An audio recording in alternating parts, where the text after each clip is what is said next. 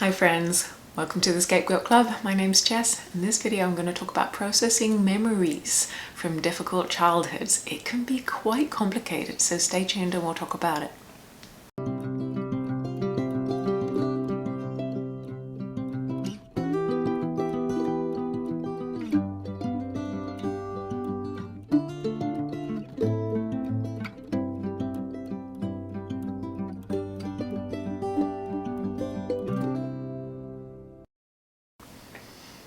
Hi folks, thanks for being here. So my name's Jess. I'm a psychotherapist, I'm a counsellor, I'm a relationship coach, and they are for a lot of other people that I work with. So let's talk about it.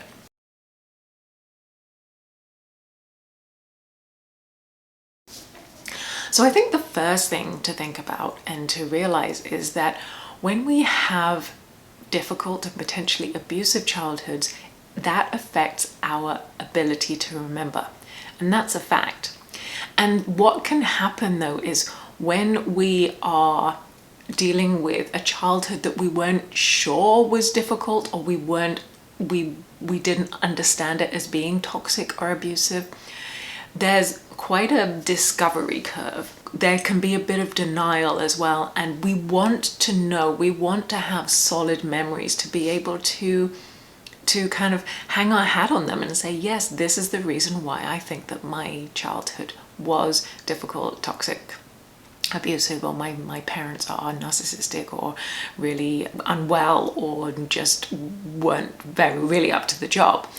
It's really important, or it can be really important for us to have the evidence, if you will, the evidence of those memories to say, yes, these are the reasons why now I realize that my childhood wasn't so good. And these are the reasons why potentially I'm having some troubles now, or I need to reevaluate the relationship with some family members.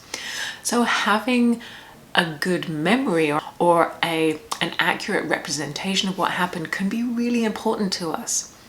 The trouble is that our memories might not be very good because of what happened, and also depending on how old we are, how much time has elapsed, and also potentially what stories we're still being told by our family that may or may not be accurate.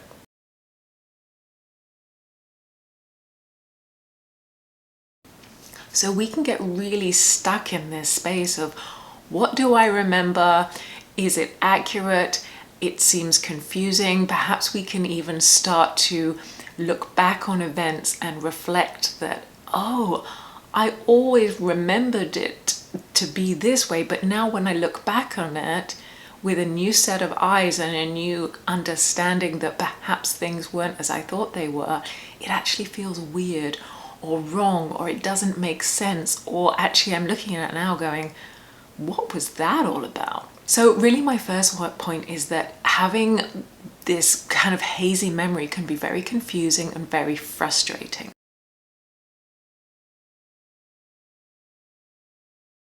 Another emotion that looking at our memories can really evoke is a kind of a frustration around feeling different.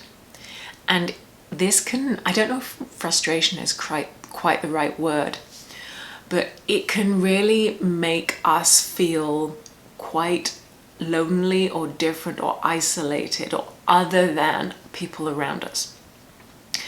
For example, if we're chatting with friends and we get onto stories about, I don't know, kindergarten or primary school or something that happened when we were younger, they might have stories about their family and their siblings or their friends or just things that happened.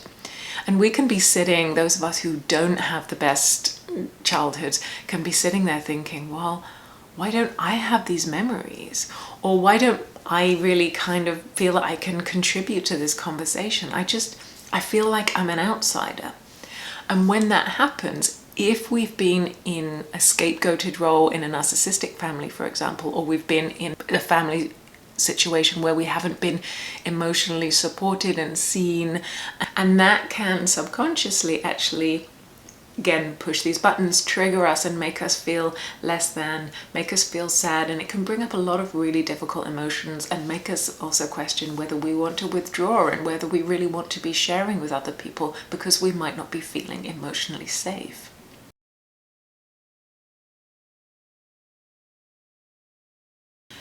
it can also feel very unstable when we start to really question the reality and the truth behind our childhoods.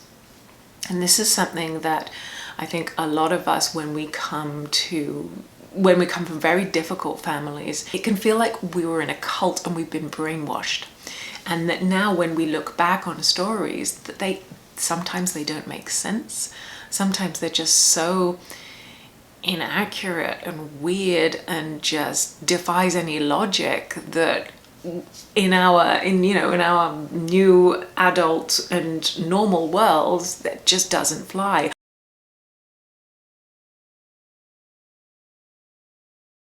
I'll give you an example of when I was very young. My mother told my sister and I a story about that my dad was late home for dinner because he'd been in a train crash, but he was okay because he and some other passengers got off the train and pushed it back on it had fallen off the tracks, and they basically put it upright, and then they carried on the way. And I know I'm saying it out loud, and how crazy was that? So I know I was young enough to believe it because it's obviously ludicrous, but that is a memory that I have kept as basically as my normal for decades. And I know that it's true. The only reason I know that it's true is this is one thing that my sister and I actually, when we were speaking, we were able to agree on, that, my God, that story was weird. Where did that come from? And of course, because we were now adults, my mum denied any knowledge of it. But it's like, no, that was the kind of thing that happened. Those were the kinds of weird stories. And that in itself perhaps isn't a very... it doesn't really portray any particular type of harm or abuse. But it's just a weird and odd example of, well, that's strange. And for me, it's a kind of a bit of a litmus test, it kind of sets the tone of all the other memories that I have from childhood.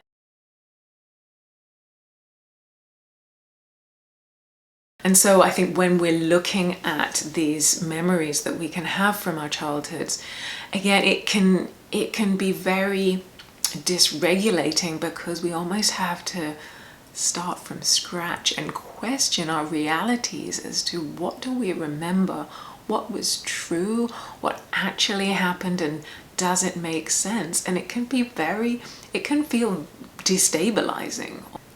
The next part, I think, is when we start to realize that actually things aren't as we seem. There was a big problem. There was poison in the apple. It was a facade, and behind the nice facade, things were crumbling.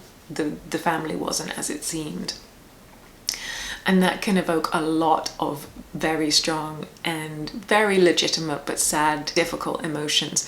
A lot of sadness around, why the hell did that have to happen? Why did it happen to me? Why did it have to happen at all? Why do families do this? Why do people who are supposed to care about us and supposed to be like so close to us, and maybe that's what they still tell us, that how much they love us and how much they care, and yet this kind of stuff happens?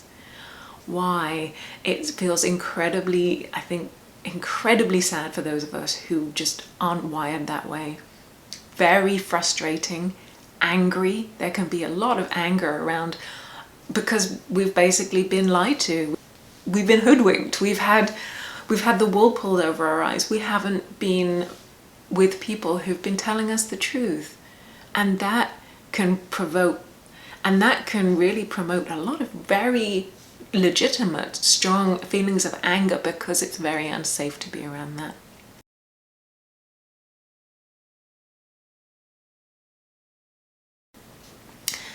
And of course there's the grief. There's that mourning that again comes with this very deep processing and realization that the stuff we've been told and the things that we remember just aren't good.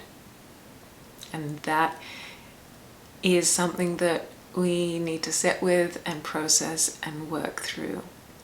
The good news is though that we can work through it and it does get better, and there is a lot of help out there now. There are a lot of therapists that are trained in childhood traumas and difficult experiences like this. Sometimes we are able to reframe some memories, sometimes we do get a bit more clarity, but often we don't get the childhood memories that we wanted to get. And, you know, it's sad, but also we can survive. We have survived this far. We've survived worse. And we can, I think that if there is a good news, if there is a silver lining, we now have the choice of deciding what we want to believe and making our new memories and starting over and being very mindful and deliberate about how we live our lives in future, and really committing those good memories, those real and solid memories. Let's commit those to our mental space up here, and try not to dwell so much on whatever that crazy stuff was in the past. Friends, thank you so much for joining me. I hope you found it helpful. If you liked the video, please give me a thumbs up, subscribe, join the club. If you feel like you would benefit from some extra support, I do one-on-one coaching. And again, thank you so much for being here and being so supportive of me, of the channel, and of everybody else. Please take care of yourselves, and I will look forward to talking to you again very soon. Take care. Bye for now.